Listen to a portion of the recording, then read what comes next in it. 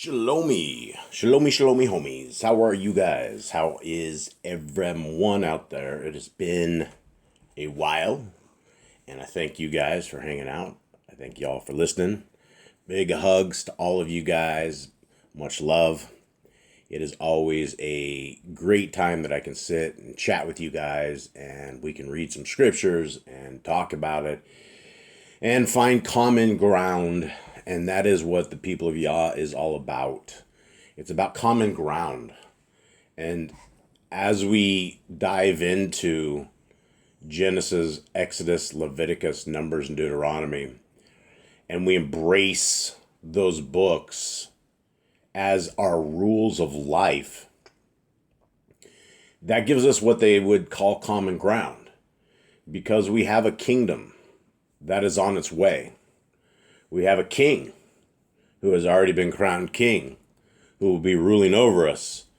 And it is going to be an incredible time to be alive and to be a part of something that is so amazing and so profound and so in timesy. It's going to be amazing. And it is only with a humble heart and constant seeking of repentance and coming before our Creator and coming before His Son as worthy servants who indeed take the second of the greatest commandments to heart, and we love our neighbors as ourselves. And we love our Elohim with every last bit of passion and every last bit of love and every last bit of resolve that we have, and we obey His ways.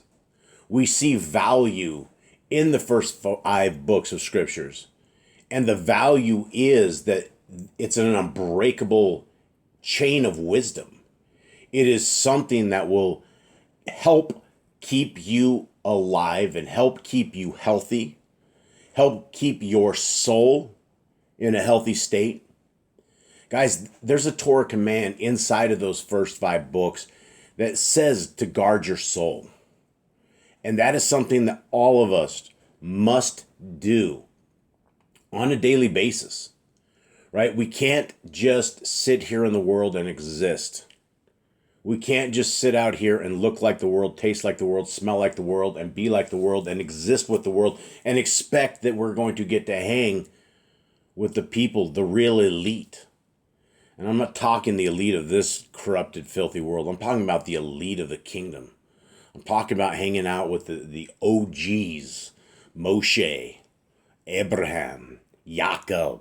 Imagine getting to have a sit down with Jacob and ask him how he ever maintained a hairline having 12 wild kids, right? That's going to be the fun times. That's going to be OG talk. But to get to that OG talk where we can do this, we have to actually walk the talk. And we have to take what we have learned in the commandments and apply them to our lives in such a way that our hearts become cleaner every day. Our souls become something that is protectable. If we're sitting here living in music, TV, all this stuff, we're watching these idle games like the NFL, and we're like doing all of this great evil. And it's not just that it's harming the world, but it's harming you. When you are intaking anything that is not Kodesha, that is not holy, that is not something that our Creator would approve of, and it's not something that you would do when our Messiah is sitting right next to you, then it's something we shouldn't be doing. And we need to align ourselves in such a fashion that we are willing to really subject ourselves. Bended knee. And I was talking to a brother on death row, and he put out this little writing, and it was talking about surrender and how hard it is for people to surrender and for us to really embrace the way of the kingdom. And the way of the kingdom it's not hard. There's about 150 some commandments that we can keep today. We have a commandment inside of those commandments that says we need to write these commandments on our heart, mind, and soul. We need to impress them upon our children. We need to talk of them when we are sitting here like we're doing right now. We need to talk. We need to think about them as we're like getting ready to go to bed. basking on them, thanking our Creator that He has given His creation a great set of instructions that are meant to keep us alive and to keep us going forward. And at the end of time, when we take our last breath, it's meant to be something that we will be judged by. And if you want to be judged by something when you say it has been nailed to the cross, it's going to hurt real badly, right? If you have lived a life where the laws of our Creator do not matter to you, you do not know them, you don't know the way forward, and you take your last breath, it's going to be a scary eternity. And it's one of these things that we know from the scriptures, from Messiah's own mouth in the parable of the Lazarus who died and was on the other side, and he had the rich man who was on the other side, and the rich man was just like, please, can I get a drop of water? Can I go back and tell my family, please, if they would see my ghost, if they would see me come and tell them, they would all repent. And what's the message? That they would have repented based upon the words of Moses, based upon the ways of that Moses is instructed us. And guys, it's not Moses's instructions. Moses didn't do anything. Guys, if you look at the story of Moshe, he doesn't do anything without consoling our Creator. They were really, really, really good friends. And so, guys, when we talk about Torah, it's something that's exciting, right? It's something that it's just really, really exciting, because the world that we're living in is very dark. It's very grim. There's lots of unknowns, and there's a lot of crazy things happening. And as you look into scriptures and as you see Israel, the days of Israel, the people, the Turk folks that are over in the Middle East that are doing what they are doing, and the U.S. doing what it is doing, it is a very, very dangerous place to be. It is one of these things that is a cause for concern. And what's crazy is it's not the American people that are doing this. And there's nobody that I know that would be doing this. I don't have anybody that I know from the States that is like, let's go over and let's cause all these wars and let's do all this stuff. I mean, for the most part, Americans are fairly peaceful. And so it's like a big country has been hijacked by people that are just doing this. And, the sad thing is we're in an age of blindness. We are in an age of people not being able to see the truth right before their eyes. And, there's the Trump paradigm, right? There is the MAGA hat wearing people that they don't realize that they're truly cheering on their own demise. What the world's going to look like in 4 years is very, very sketchy. It is very, very, it was very end timesy, right? We are sitting here. You had a guy that took it was more of a hoax. His ear shot. He wasn't shot. He went down to the podium, put a little blood stuff on his ear, and came up. But you have the entire world that's like, wow, look, this guy just took a mortal shot, and he came back from it, and the world was in awe. Was the world not in awe? And when you hear things like this, you go, that kind of sounds like Bible prophecy. There's all these kind of things, and I believe the mark of the beast is come and gone. I believe it is all around us right now, and you still can't say anything on these platforms about it, and I'm not going to. For those with eyes to see and ears to hear, you guys know exactly what I'm talking about. Well, that was off in the weeds. Let's talk about Yah Scriptures, guys. This is the greatest English translation you will ever find. It is 3,153 pages. It is a limited edition, and we just sent in a bunch of scriptures into Texas prison. We found a whole nother group of Torah keepers in this little group called the Estelle unit. What's funny is they have a couple units with all almost the same, because I think we've been working in the Estelle unit, not the Estelle unit, which is why I was like, where did all these guys come from? So now we're into a whole nother section and area, and all these little sections have their own little groups of people, and these guys don't even know what to call themselves. And so this is going to be very exciting. I got almost 16 new leads, and for a sales consultant for the kingdom of our Creator, I'm very excited when I get new brothers and sisters in chains that I pop them into my little email system. I sent out a big, all my new 15, I think it was 16 guys. 16 guys. When I pop this email out, I do a huge introduction. I tell them what's up. And then I post all these laws, statutes, and commandments in the email. And I say, hey, you know what? I'm here for any kind of questions, anything that you guys need, please let me know. And I attach a stamp back to it, pop them out. And this week, these guys will be, probably the end of the week, will be getting their scriptures, maybe the early next week. But it's always exciting because they all start writing back in, and these guys are so grateful. And a lot of people, have forgotten the prisoners. And this is the amazing ability is we were able to dump 16 scriptures out. You're like, $1,000 worth of scriptures there. It's going to cost us like $600 in shipping or something to the store. It's going to cost us like $1,700 to pop these out. And we have this ability to pop them out because Yah has been blessing this ministry with you guys out there purchasing these and helping out with anything. And so there's also a way at yahscriptures.com for those who want to help buy stamps. Guys, I am cracking away $21 every day or so when things get hot. And that gives me 50 stamps. It gives me 25 correspondence. And guys, I'm making these emails count. I'm making every correspondent that we do something that is Torah based, something that is scripturally pushing these guys in the direction of reading your scriptures. The same thing I'm telling you guys, right? Read your scriptures. I just got a brand new host of dudes that are very receptive to this. And guys, when you're down in the dumps, when you're done, when you've hit rock bottom, that is where people are most receptive. That is where a little bit of love, a little bit of caring, and there's something about having this pen pal ministry. And for those who are in this and pen paling right now, you will know that it is a blessing. Your lives will be blessed as you correspond to these brothers and sisters. And it is something that your lives will never, ever go back to the way they were as you begin to invest your time in your life, in your energy, in your stories, and your emotions as you type them up. And then you receive that same kind of a reply. And these people, you start getting a connection, a real bond. And I will tell you, with the time that I've been in death row, I think I have about 30% of all of the Texas death row.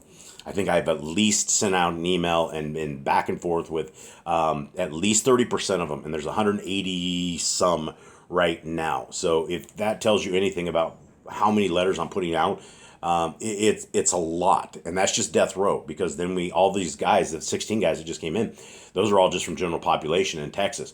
And so as we are able to spread this ministry, as we are able to build this and grab the pen pals that we desperately need, and guys, I got a lot more guys on death row. I got a spreadsheet. If anybody is interested in this, please get a hold of me. You set up an account with this place called Securus. I'll walk you through every little bit of it. You either fund it or Yah Scriptures can fund it, and you get your stamps, and I will set you up on the spreadsheet. You can grab a couple different guys, we'll put your name in a different color, and those are your people. And you can send a phishing list out to them. You say, hey, I just caught you on death row. Your name will come in, and then you can see what happens and what the reply is and what the response is. And it's like anything else, right? If you can get to the heart of the matter, and the heart of the matter is always protecting the souls of mankind. And if you can get to the heart of the matter, then people are very, very receptive. So guys, let's get into it. I don't know. I probably went way in the weeds today, didn't I? I'm way out there. 14 minutes. Okay. I will put that in the description. If you guys want to skip all that, hit the 14 minutes. I am so sorry for rambling. I get to yakking with you all, and here I am 14 minutes into this. Let's get into this is the real meat and potatoes. This is the book of Khalidi. This is the last book in Yah Scriptures. It is our Messiah walking with his people and just dwelling, intermingling, and getting his people, known to his people. And so as we are listening to our Messiah speak with the different issues and the different problems, we are getting to hear our King's understanding and reactions to the situations. And so we can see exactly what the kingdom of our Elohim is going to be like. we can see our leader in action, which is why this book is actually very, very fascinating. So let's start. 19. Yahushua and the 12 entered Caesarea on the day before the Shabbat. Okay, so on a prep day, 6th day. And on the Shabbat, Yahushua was invited to dine at the house of the Parashim. Excuse me, guys. For he had many friends among them. Seated not far from Yahushua was a man whose body was swollen by water, and Yahushua desired to heal him. All right, so here's the big thing. None of us are doctors, but this sounds not good. Body swollen by water. Who knows what in the world's wrong with this guy? But the thing is, our Messiah is able to control the elements. Being the Son of the Most High, he has inherent power of all sorts of stuff, right? He can tweak the matrix, right? He is the one that can alter these things. And so this dude, whatever it is, very, very uncomfortable, swollen by water, hanging out on a Shabbat. Messiah says, but he doesn't say it, but being a guest, he asked whether any there objected to this being done on the Shabbat.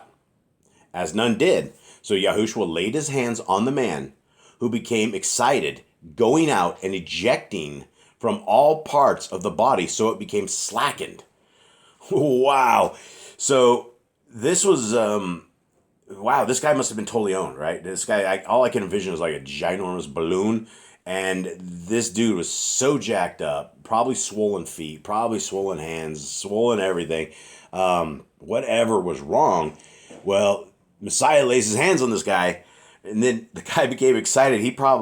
Who knows what kind of crazy stuff you're feeling. If all of a sudden you're a sponge that's being wrung out, it's going to be a little exciting. It's going to be a little wild. It may hurt a little bit. So, interesting, he goes out of the temple, right? And ejecting from all parts of the body, so it became slackened.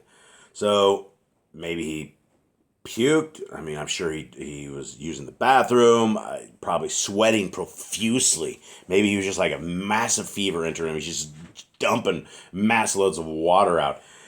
And all of a sudden, the dude was better. So, a very interesting story. Amazingly. So, 20.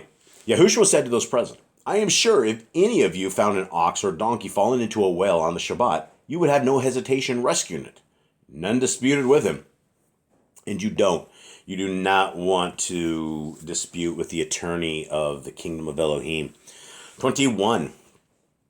Seeing how those present scrambled for the best seats, Yahushua said, when invited to a feast, do not rush for the best seats, because the host may have special guests in mind to occupy them. So if you have grabbed one of these seats, he will come and request you to vacate it in favor of another, and you will have to take a seat not wanted by anyone else. When invited as a guest, it is wiser to take one of the less desirable places. Then your host will come and escort you to a better seat. Thus the other guests will see that the host holds you in high regard. It is a rule of life that whoever makes himself out to be more important than he is will be humiliated, while he who is modest will be exalted. Whoa, there's a lot to take in this. So this is like a huge chunk of steak right here. So one of these things is, if you're looking for the real guy who created the art of, everybody attributes Sun Tzu to the art of war, which he has the book of war life. So the comparable thing is the book of Messiah Yahushua, right? And he has the entire real book of life. He will tell us how to be a better person. So the story is that we are the person that goes in and looks and takes the best seat and then gets booted out of that seat, when in fact we should always be comfortable in a comfortably different spot, right? We don't need to be the eye of the show. We don't need to be taking the best of the best. So this is something that Messiah talks about a lot, about who makes the kingdom. And so if we are those people making ourselves out to be more important than we are, for whatever reason it is, we're going to get humiliated. We're going to get leveled up or leveled down, whichever direction it goes.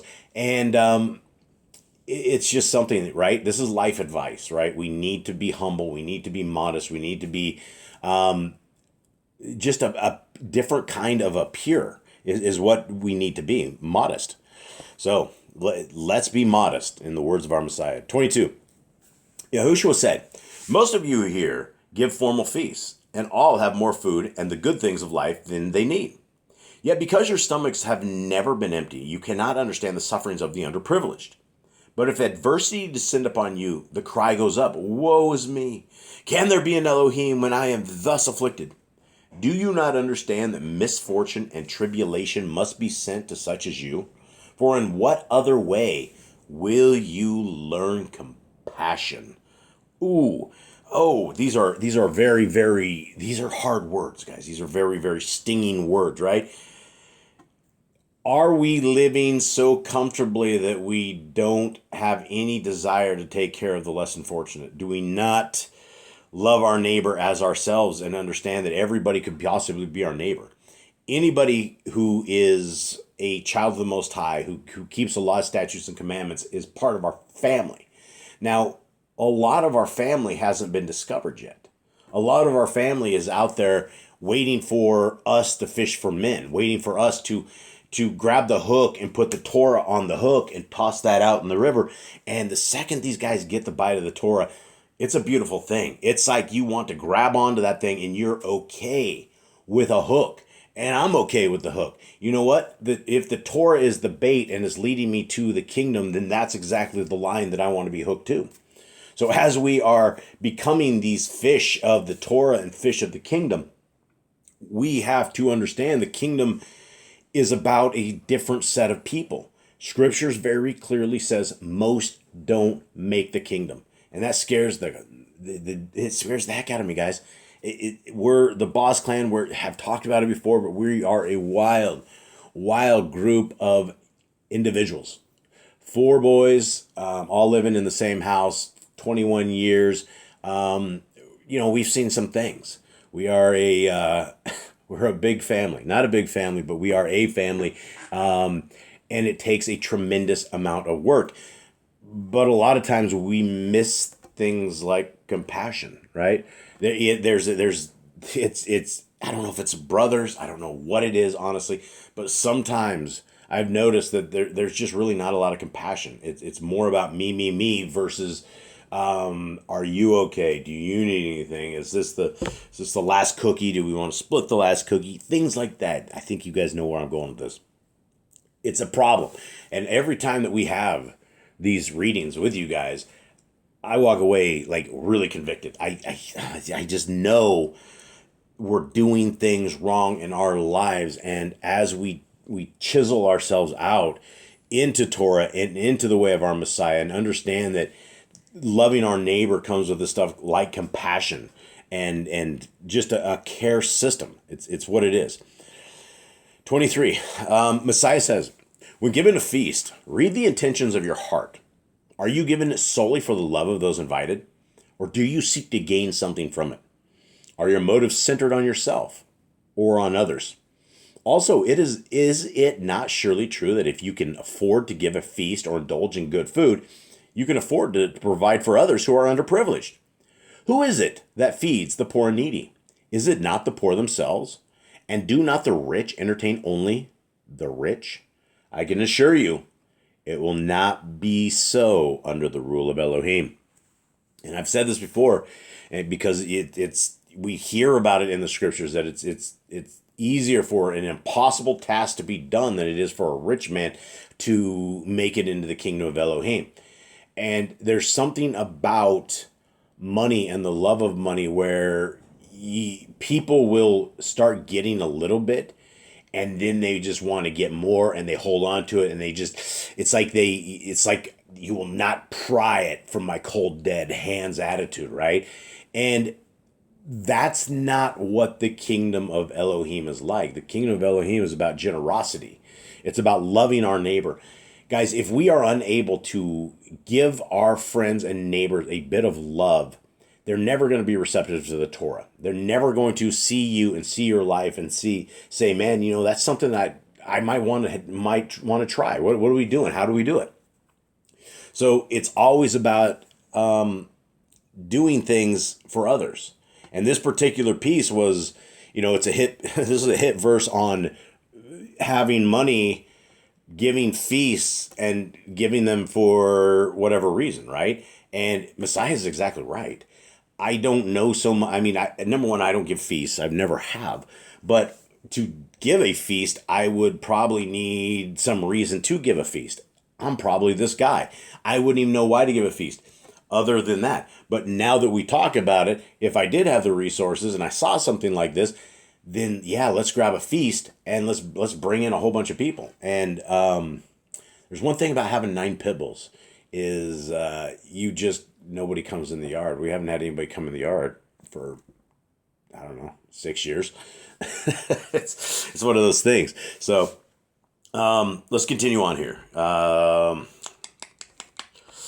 Have we done it yet? No, we're not there yet.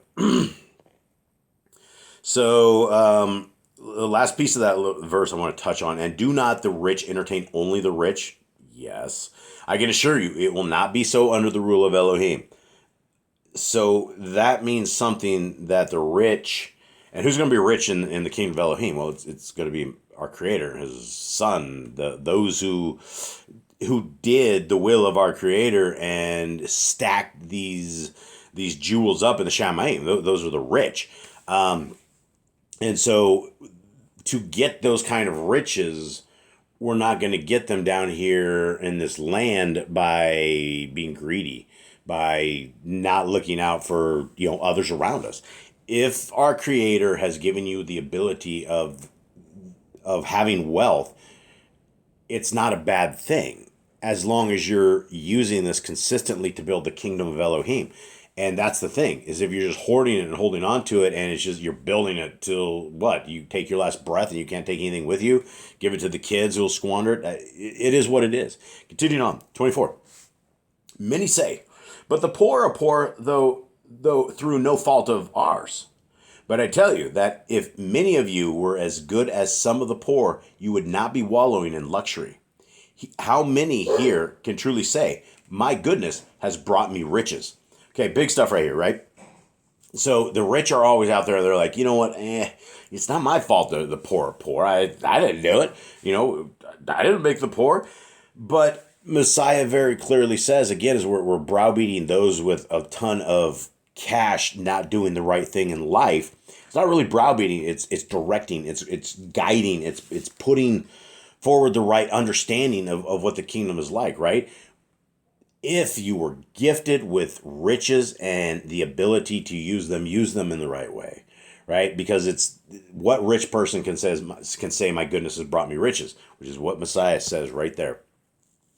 After this, Yahushua went and addressed a crowd near a water fountain where several expressed intentions of becoming Talmidim. They want to be disciples. Yahushua said, it is sad that so many desire to become Talmidim without weighing the cost of works of the Talmidim. To follow me is a Talmud, a disciple, right? And this is not the Talmud. Don't get this confused as the Talmud or the Talmudic Jews, because this is not it. This is just the Hebrew word of disciple. To follow me as a Talmud means renouncing all home comforts, and that is not something to be lightly undertaken. Many have responsibilities which cannot be cast onto the shoulders of others. So to those who follow me as a Talmidim, burden is added to burden. Apart from privations and discomforts, Talmidim are subject to the mockery and scorn of men, and unforeseeable suffering may be in store for them. Those who follow me, taking up my cause, but not as Talmidim, double the burden of their stake. All right, so a lot of stuff right here. The book of the Nazarene has given us something that, it gave us an understanding that not everybody is the right fit and the right pick and the right time and the right opportunity to drop everything you have and become a disciple of our Messiah. Messiah has talked about this, that if you decide you want to just drop everything, but you have an aging father and you have servant and you have all this stuff and you disappear, you're going to affect the lives of a tremendous amount of people around you negatively by doing such a thing. And so when Messiah is talking about here, a true disciple, the one that literally drops everything that they have and goes out. And back in our Messiah's days, this was the gang he was looking for. He was looking for the the town preachers. He was looking for the people who would go in. And what happens when you guys teach people the truth? Well, you get laughed at. You get mocked. People think it's incredibly funny that you're keeping the laws of God. And they just, they can't fathom it because they've been brainwashed by the religious system that has them thinking that the laws of our Creator have no value. That everything is, it's an easy way. Everybody's getting saved. Everybody's going to the rapture. And there's no way that our Father will snatch your salvation out of his hand. And you know, they say these things out of context. They have no idea what they're even saying because they don't know the front of the book. And how could you ever know the end of the book when you don't know the front? You wouldn't understand any of it if you didn't understand the Torah. The Torah is life. The Torah is the word. It's everything, guys. Let us look. Let's. I think that's it. I think we're going to end right here, guys. The stake, if you're going to carry the burden of our Messiah, it is, you got to carry the stake, right? We all have to die to the stake. We all have to be a changed man. That's what dying to our old man is about. It's about understanding where we came from, understanding the vile conditions that we put ourselves into, and the life that we had and the people that we became when we didn't have the Torah. We allowed ourselves to watch things that we should have never watched. We allowed ourselves to listen to horrible, evil things that we should have never listened to. We allowed ourselves to do things that you wouldn't normally do. And when you sit and you're sitting there watching things like the Tell Live Vision programming, you are breeding corruption into your soul. You should not be watching the news. You should not be watching any of this stuff because it's literally called programming for a reason. You walk away as a different person. The kids learn things. You should never be watching things like Disney or any of these movies. There's not a movie that you guys should be watching. It doesn't matter if it doesn't matter what it is. If it comes out of Hollywood, it comes out of this. There's a satanic agenda, and it's just a mess. And our families need to be pure. We need to crush the ways that we're sending our kids to hell. We need to stop the things that are taking them away from our Creator. And a lot of times I have a hard time disciplining my kids because I feel bad. You know, I'll break the hammer down, I still break the hammer down. But anymore, I really don't care. What I do care about is that when they're feeling bad, when they're feeling whatever, it's not good, pick up your scriptures. Just start reading your scriptures. It doesn't matter what reason you're having a bad day. It does not matter why everything has gone to the realm of horrible. It matters that you just sit and start reading scriptures. And you start and opening your heart, mind, and soul to what the word of our Creator has to say. Because like I told my kids the other day, I said, guys, you guys should be like little Levites. By now, we should know these scriptures so good. We should just really, really, really understand them and understand every last aspect of it. And to the most part, we do. But every time you read scriptures, you always pick up something new. You always like, wow, did I read this over and over and over and over? It seems like a new story. There's just so much content, right? That's why we need to be astute. That's why we need to be reading scriptures. That's why we have commandments to read scriptures in the morning, in the day, in the night, to dwell on them, to love the word of our Creator. So guys, with that, I hope you guys have a wonderful week. I have no idea when I will be back for the next one. Things are getting kind of out of hand here. Always busy. And I hope you're good. Big hugs to you all. To anybody that made it this far, made it to the end. You guys rock. And hope to see you guys in the kingdom to come. I'm out.